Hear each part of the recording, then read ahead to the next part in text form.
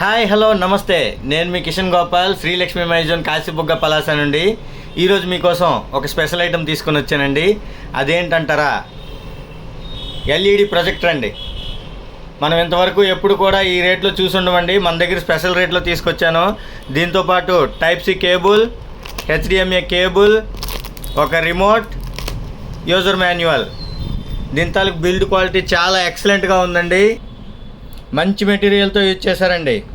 చూడండి ఎలా ఉందో, బిల్డ్ క్వాలిటీ ఎక్సలెంట్గా ఉంది.